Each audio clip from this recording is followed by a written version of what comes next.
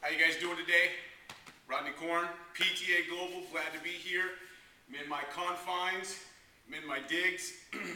Want to continue on. We did a little monkey matrix, functional hand demonstrations of ways you can use that. You can do the same thing with feet. We can call this functional feet or monkey feet. I don't care what you call it. You can decide that. But it's the same principle where we can use varied heights, and this gets it into the three-dimensionality. So if we remember triangulation is not just planes of motion, it's not just the direction that you move, but it's the height and it's the distance from the body that you can travel as well. So when we get into three-dimensionality, we can start getting into more functional applications of how the body will want to work, and that has a huge ramification on how the tissues respond. Okay, so enough with the science. Let's look at the same principles, and we'll use our different motions of squatting, lunging, step-ups, things of that nature. Some traditional movements, but adding some variances to how we apply those movements. So I can squat in my environment, and I can have all my different tools that I use with that, all the different environments with it. I can do squatting, but I can also change positions of feet. So I can squat from an RXX, but my left foot is on a box. So I can have this type of squat, which oftentimes is called a box squat, or some form of a lunge squat, or whatever you want to do, but the premise is it's a squat.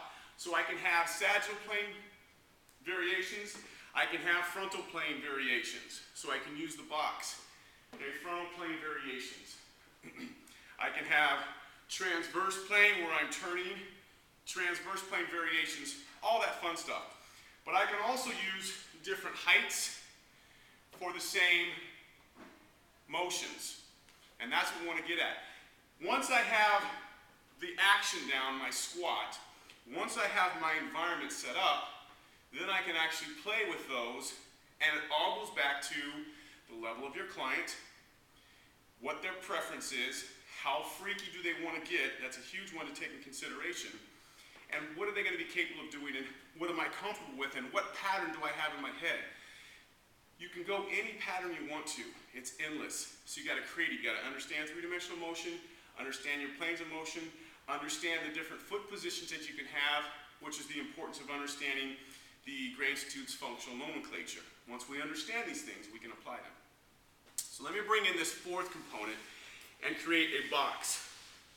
So now I'm kind of in a box. This is a true box squat. So now I'm in the box. So if I want to squat, I can start squatting, and then I can start manipulating my feet. So this goes back into kind of the random quantumized training principle that I could change my squat every time I squat. If my client or myself as a trainer am not comfortable with that, then I don't have to do that.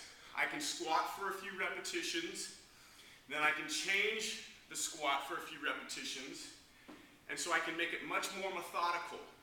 Okay? So a traditional application of this, looking at the PTA Global Programming, is keep it very simple. So it might be one set. It might be one set of 10 seconds or 15 seconds or 20 seconds or whatever energy system you're trying to attack here. It might be every few repetitions, or you might change something every repetition depending on traditional or progressive type client. Okay? So let's look at different ways I can squat. So I can squat here, and then I can change and have all these different squatting motions that I can do. So I can squat using the box, much like I did with the hand positions of the weight tree that I was using for the monkey matrix or the functional hands.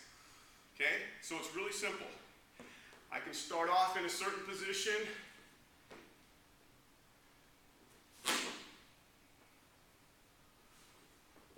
The speed of the squat obviously depends on the client, but I can change my